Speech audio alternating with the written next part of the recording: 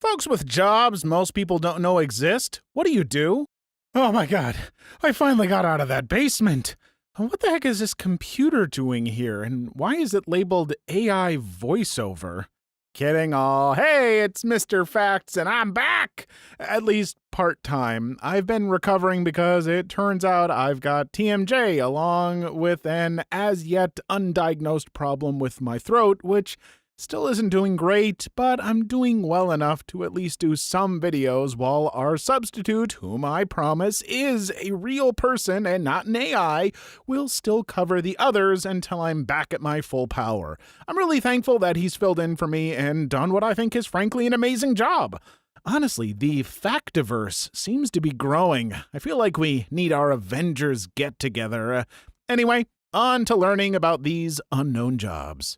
Story 1. I work at a company which will remain nameless that gets rid of commercials in sports bars and now in the home, replacing it with endless amounts of media customizable by the consumer. My job as quality control is to push a button on an iPad when ESPN, for example, switches to commercial from the program, which triggers the change in all restaurants, bars using the service. By the way, every Dave & Buster's in the nation uses our program.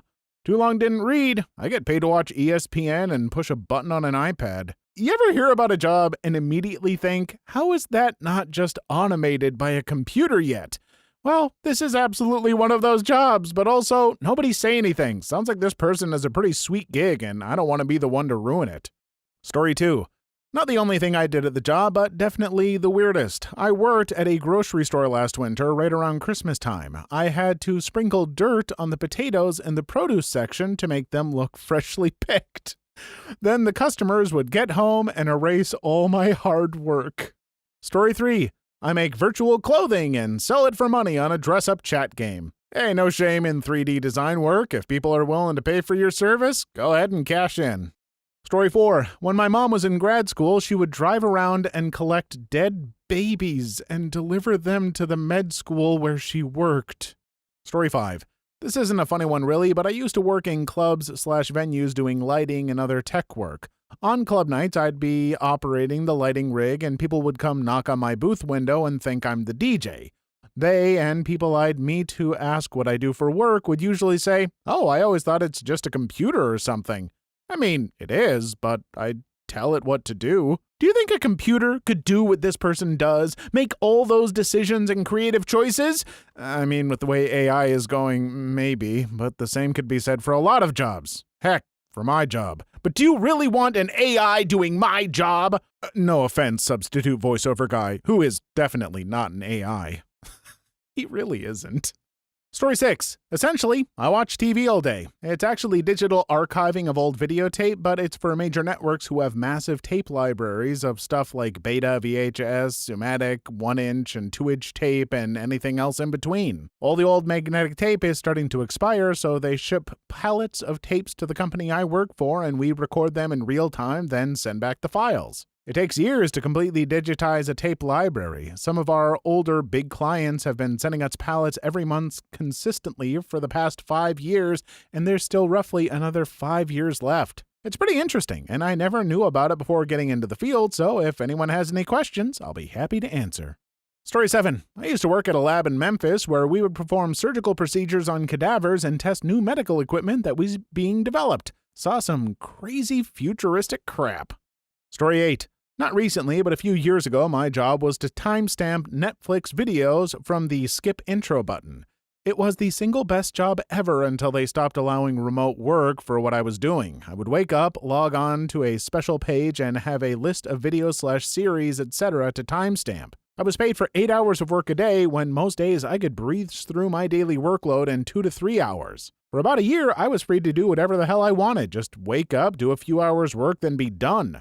Then they introduced this feature called Work Ahead. Basically, I could do 2 days of work in about 5 to 6, sometimes 7 hours, and have the next day off and still get paid. Crap was gravy and the best job ever. On the plus side, when I was let go, my account I still use is fully upgraded and I don't have a payment due until December 31st, 3000 LOL. I'll be leaving my Netflix account to my kids and their kids. OP, you were doing the Lord's work, and we all owe you a debt of gratitude, especially for those shows with 2-minute intros. Ugh. But could you get a hold of the person who does the skip credits and start the next episode thing? Because sometimes that skips over funny stuff during the credits, and I've got a bone to pick with that person.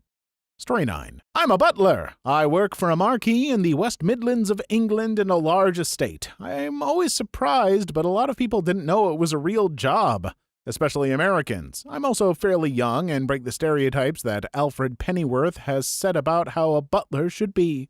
Story 10. I'm a demand planner. My job is to make sure when you walk into a store or order online, we have that specific thing you want in stock. Most jobs I've worked require us to have 95% plus product in stock at all times. Usually when we have a stock out, it's because some genius decided he needed 64 hammers or 500 gallons of milk at once, screwing up the demand model. Story 11. My job is closest to being disability support, but it's a little more specific. I'm basically paid to be my client's best friend. His disability makes him either the coolest person ever if he likes you, or the most difficult person if he doesn't.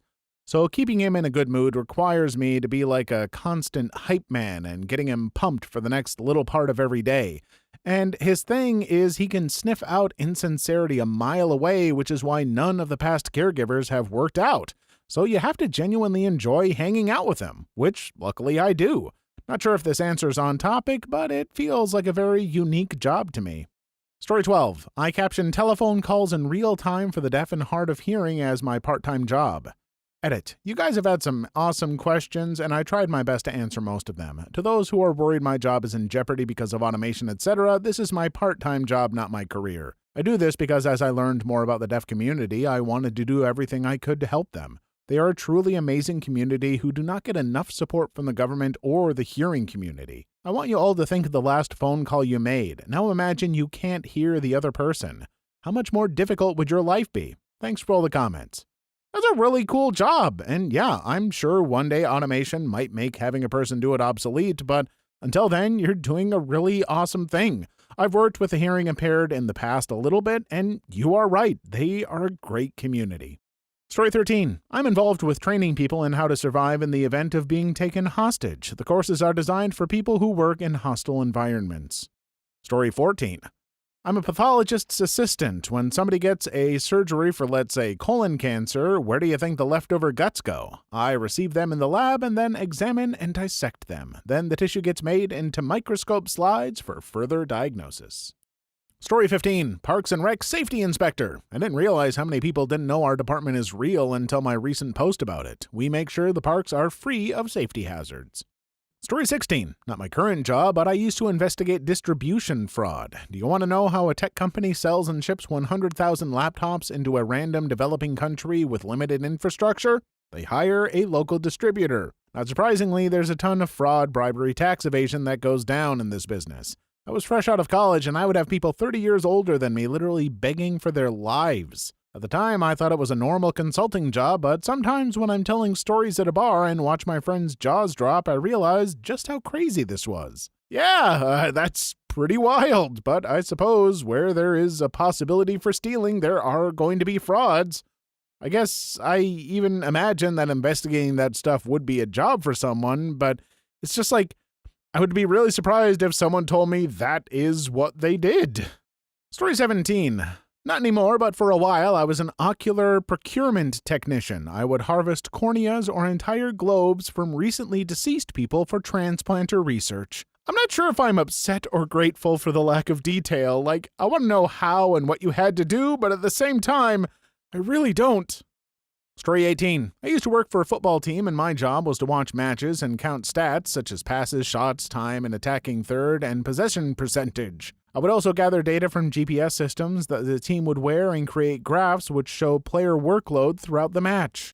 Story 19. I'm chief engineer on a large yacht owned by a very wealthy man. What is my yacht engineer doing on this site chatting with you all when they should be dealing with my yacht? Wait. Is this my Caribbean yacht or my hidden Pacific yacht for dealing with all those illegal... never mind, I'll figure it out later. Story 20. Not me, but lots of people I know. In the dog show world, top-winning dogs aren't usually handled by their regular owners, but by pro handlers who travel the country to show. They usually have regularly paid assistants, but also are frequently accompanied by junior handlers, kids under 18 who compete in junior showmanship. These kids leave home for months at a time and do school on the road to travel with handlers as an assistant. Usually these kids are competing to be the top junior handler in their breed or group. The kicker is that we can't be paid as an assistant since AKC rules state that juniors have to maintain amateur status to compete, although often the handlers they work for will pay them by paying for their show entries, and room and board are free. Story 21. Work on trails, get paid to backpack, camp, play with rocks, and chainsaw. My parents always said you can't play in the mud for a living, but now I have health insurance, so take that, Mom. Story 22. I do a lot of different things at my job, but one of the big things is that I build GPS models for earth-moving construction equipment. I think a lot of people are aware that bulldozers and the like can use GPS now, but not a lot of people realize the effort that goes into determining exactly what those machines will grade. It's a lot of fun! I'm gonna have to take your word on it. It definitely sounds interesting, but I'm not sure about fun. But hey, to each their own. Story 23. I used to build hiking trails. A lot of people assume they are just naturally formed or something, but that's the goal of a good trail builder. Story 24. I'm a cartographer, and yes, there are lots of other maps required in the world besides Google. Story 25. I wipe down the loads in saunas. Story 26. Among other things, I tune organs with thousands of pipes ranging in size from 32 feet, both wood and metal, to about the size of pencils. It took me a lot longer than I'm comfortable admitting before I realized we were talking about the instrument and not biological organs being placed inside pipes. You'll never know how long, thanks to the magic of editing, but I will. That's a shame I'll have to live with. Please like and subscribe if you've made it this far. I hope you'll enjoy the rest of the video and have a wonderful day. Story 27. I correct video games. The job title is LQA Tester, Localization Quality Assessment. It's called localization because I mostly test translated games and retranslate some parts if they aren't translated correctly. I'm quite literally a game tester, but I only test the text, and sometimes I'm a translator. PlayStation games from the 90s could have used a person like you, because from what I can tell, that job was done by, let's just say, folks who didn't specialize in that kind of stuff. Story 28. I go from mattress store to mattress store, checking that they haven't removed those tags that say do not remove under penalty of law. I'm called a federal mattress content regulation inspector. Story 29. I'm a job developer. I assist individuals with disabilities find jobs in the community. Sometimes I have to job carve, which means I have to convince a business to create a customized position that fits the individual's skill to the business's need. Story 30. Without revealing too much info, I get paid $30 an hour to hang notices on people's doors. I have other tasks, but this task is about 25 to 35% of my day. So this also means I drive around the city all day, and I typically drive about 50 miles around the city per day. Full-time job with benefits. Honestly, I feel like the notices you are hanging are probably not good notices, so I imagine you don't always get the friendliest reactions. Maybe I'm wrong and you're hanging notices about ice cream parties or something, but somehow I doubt it. Story 31. I drive motorhomes all over the country. Fairly common job, but I'm surprised not many people realize how they get delivered from the factory or custom shop. Story 32. Work in IT distribution. Think the middleman.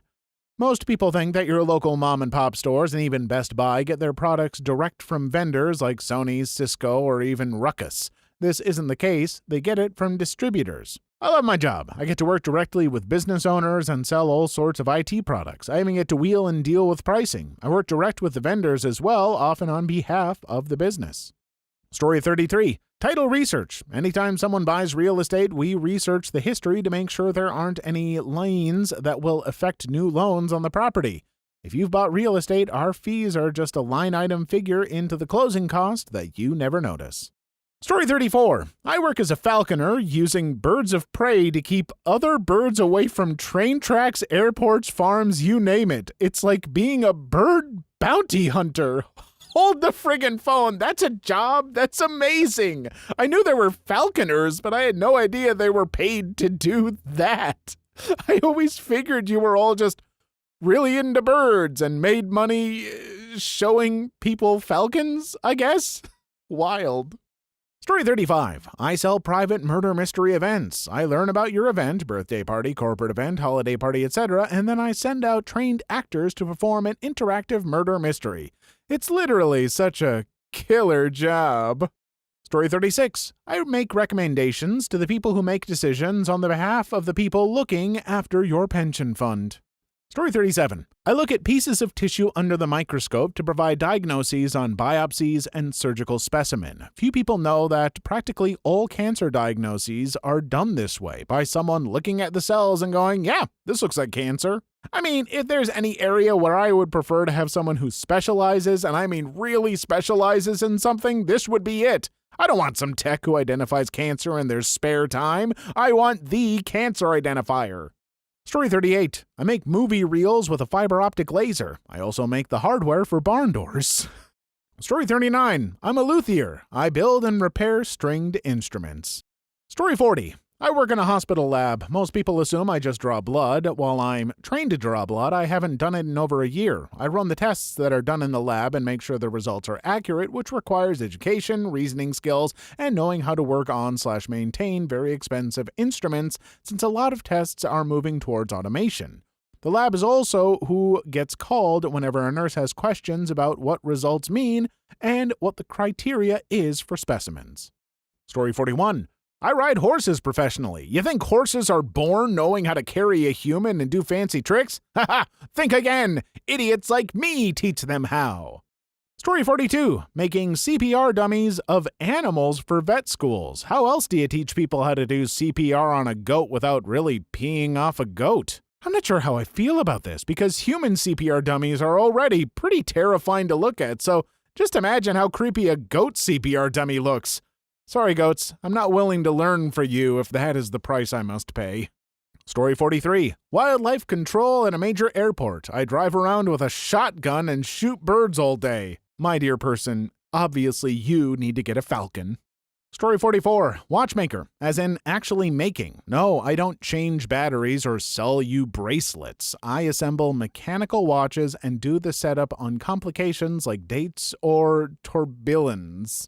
Story 45. I'm a commercial driver. I do underwater construction /salvage/inspection. People don't think about it, but pretty much any job that requires something be done underwater, we get a call. It's loads of fun, and the pay is great. Story 46. I input electrical facility information into a GIS system that supports a real-time working model of the portion of the power grid owned by the company. Breakdown, mapping the stuff that turns the lights on. Story 47. I am hired by my local council to check if the trees in the nearby forest are healthy.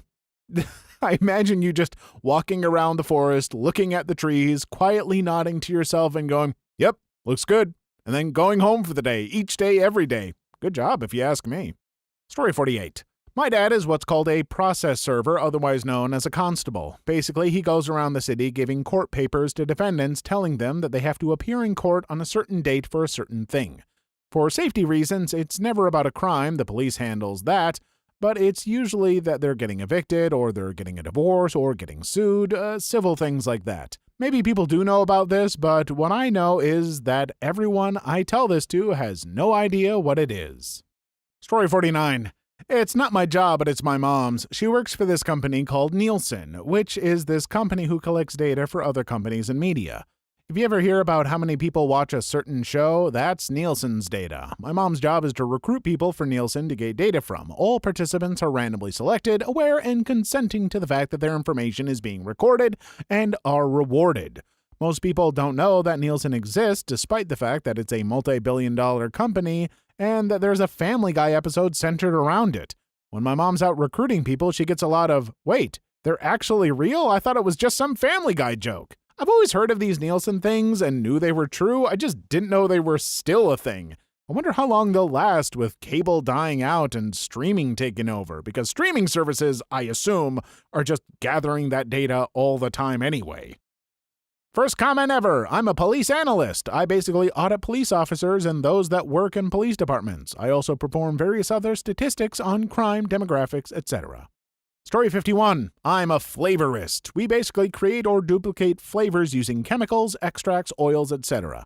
Food processing destroys a lot of natural flavors, so it's our job to make sure the food tastes the way it should, i.e. products that say made with real cheese taste so good because of cheese flavoring, not because there's a small amount of cheese in there. You think you know how something tastes until someone asks you to duplicate it for them. Story 52. I used to answer calls from people stuck in an elevator all over the US. You would push the button thinking you were calling someone in the building. Nope, you were getting some person in a Texas call center. How tempted were you to start every call with the words, "Okay, first off, would anyone like to dictate their last words? You know, just in case." Story 53. My mom is a horse braider. Not a breeder, but a braider. She braids horses' manes and tails for horse shows. It's quite lucrative, as people who own horses know everything to do with horses is expensive. Story 54. I paint corporate scenery. Corporate scenery is everywhere, but it's designed to be unobtrusive. Whenever there's a stage at a conference or a trade show or product release or an ad shoot, they hire a scene shop to build and paint their specific design. For a high-profile example, my shop built and I stained the wood for the Ubisoft stage at E3 2019. Pretty much anyone can slap a coat of paint on a wall. My specific skill is needed to mix exact brand color matches, paint logos onto things, and when the work is going to be seen right up close, I can do really high-finish work to make it totally clean and perfect and give them the exact sheen/surface quality the designer specifies. Please leave your story in the comments. I would love to make a video on them in the future. Also, don't forget to like and subscribe.